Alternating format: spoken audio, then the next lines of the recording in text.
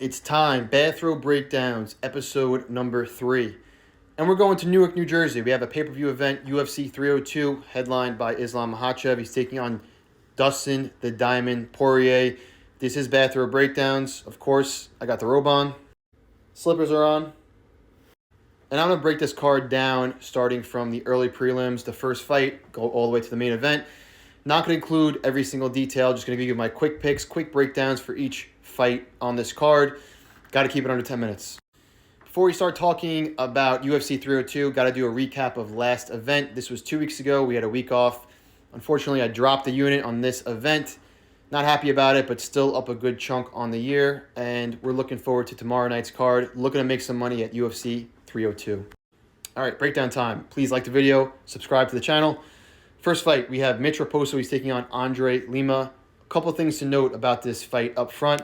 Number one, Raposo, he's taking this fight on short notice. Number two, Lima, he weighed in today. He came in 4 pounds over the flyweight division. He weighed 130, which is a substantial miss for the 125ers. But I actually think it's going to be one of those circumstances where it favors Lima. He came in heavy. They didn't force him to cut more weight. He didn't look too drained. And the other thing is, Mitch Raposo, he's a wrestler. Now he's going to move around more weight. So I think it can tire him out. So I'm going to pick Lima here. I do think from a money line perspective, the line is wide, but I do think Lima wins. I think he has more power on the feet. He's a good kickboxer, and I think he could threaten with submissions. The only time Raposo has been finished, he was submitted. And like I said, Lima has a couple submission wins on the amateur record, and he attempted a couple submissions in his last fight. Pick is Lima. Ailin Perez taking on Jocelyn Edwards. Terrible fight. Don't want to be a Debbie Downer, but this should not be on a pay-per-view card. But here we are. I'm going to pick Ailin Perez just because the grappling defense of Edwards is god-awful.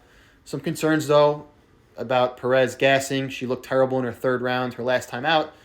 And Jocelyn Edwards is bigger. She's the better striker. So if she can keep the fight standing, she could definitely win, absolutely. But she has not proven that to me, so I'm going to pick Perez. Next up, we have Mickey Gall taking on Basel Hafez. Not too much to say here. I do not think that this should be lined with Hafez as a minus 350 favorite. The guy has like almost a 500 record. He's been fighting on the amateur scene. And I think that, he was impressive against Jack Della Maddalena, but I think he gained a little bit too much notoriety and too much stock in that one.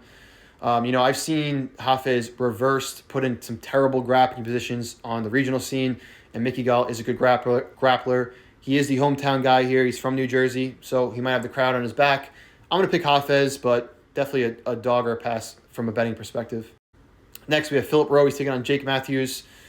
I'm going to pick Matthews here just because Philip Rowe doesn't do enough. He's losing until he's winning, and you don't want to put your money on someone like that. Jake Matthews has been in the UFC for a while. He's younger. He's experienced. He's well-rounded. Matthews for the win here. Next, we have Grant Dawson. He's taking on Joe Selecki. Bit of a grappler's delight here. 2 jiu-jitsu fighters going at it. I'm picking Dawson here. No surprise. He's a big favorite, but I actually think that Dawson's going to finish Selecki at some point. Selecki, like I said, he's a jiu-jitsu guy. He likes a slow-paced fight where he's working from position to position, and Dawson is pretty much the opposite of that. He pushes a pace. He can land ground and pound. He threatens with submissions. Really good back taker. I think the cardio of Joe Selecki is going to fail him, and Grant Dawson is going to pummel him at some point and finish him. Next up, we have the big boys, heavyweight division. Jailton Almeida is taking on Alexander Romanov. Romanov, he came in looking fat. The last time he looked fat like this was against Volkov, and he looked god-awful.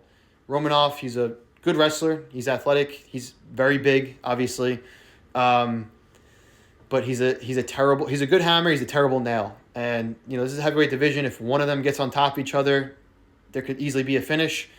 But I like the athleticism of Almeida. I like the explosiveness. I think he's the better explosive wrestler.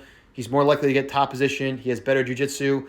And I just think that Romanov's going to gas. If he's on his back, he's going to expend a lot of energy to get up. He's going to gas. Almeida's going to finish him. The other Almeida is up next. Cesar Almeida. He's taking on Roman Kopylov. I have been really impressed with Cesar Almeida. Obviously, we know he has a really extensive kickboxing background. Everyone's talking about it. He fought Alex Pereira 3 times in kickboxing.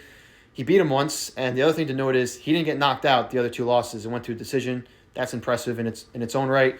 But I've been impressed with the defensive grappling of Almeida in his Dana White Contender Series. He looked good. He even was reversing positions, able to get back to his feet.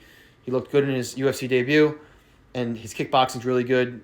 I like this is gonna be an awesome fight, by the way. I love watching Kopylov. Guy's all action, really good kickboxer in his own right. But his best win in the UFC so far is probably like Josh Fremd. Nothing impressive. He dropped kickboxing-based rounds to guys like Roberson and the grappler Duraev. He lost them in some striking exchanges. And I like the cardio of Almeida. I think he has more power. Almeida's the pick here. Next up, we have Randy Brown. He's taking on Easy Dos Santos. I'm going to pick Randy Brown here. I like how he's younger. I like how he's longer and taller. And I just think he's going to be able to outbox Easy Dos Santos. I think he has a speed advantage. I like taking Dos Santos against grapplers. He's a really good defensive grappler. But I just think that he's going to look old here. One thing I noticed is I thought that Randy Brown looked a lot bigger in his last fight compared to 2 fights ago. I'm not making any accusations. Maybe the guy has been strength training, but his back looked huge. I wouldn't be surprised if Easy Dos Santos is on some sort of supplement as well.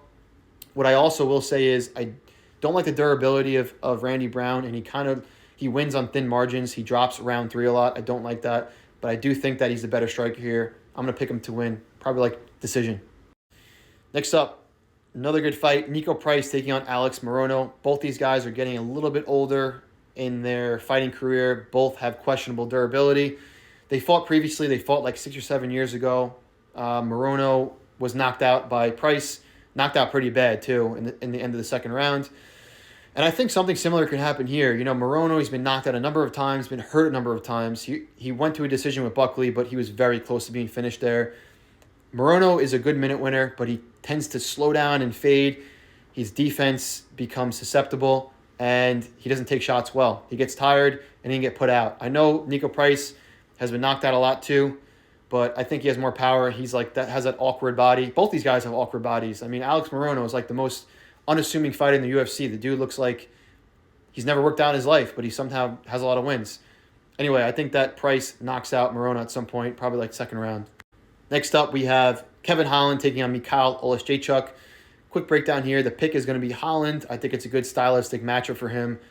I think we're looking at either a club and sub or even a knockout. I think he does finish Mikhail at some point in this fight. Mikhail is a terrible grappler, so if it gets to the mat, then he's way outmatched there. And I do like the length of Holland. Holland hits hard too. He's super durable, really tough to finish, and Mikhail slows down. So I think that Kevin Holland finishes Oleksiejczuk at some point. We're at the co-main event already. Sean Strickland taking on Paulo Costa. I'm going to pick Sean Strickland here. Not super confident in it. We've seen Sean Strickland win or go 5 rounds and lose really close decisions. Sean is about as consistent as they come. Great boxing. He just doesn't go for it a lot, and he loses these close decisions. Paulo, a lot of his success is front-loaded. He has power. Like I said, I'm picking Sean to win. I think that he's going to win, especially if this fight's 5 rounds. If it gets extended, he's definitely has a better cardio, so I'm picking Sean to win. Not crazy confident, though.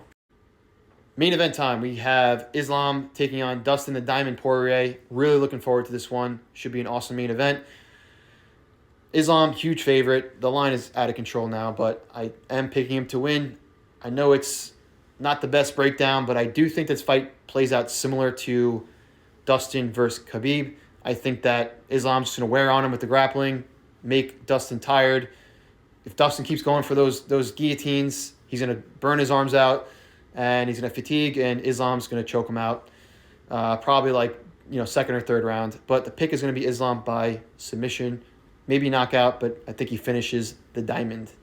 So there it is. There is the breakdown. Thank you for watching. Like I said, please subscribe if you haven't.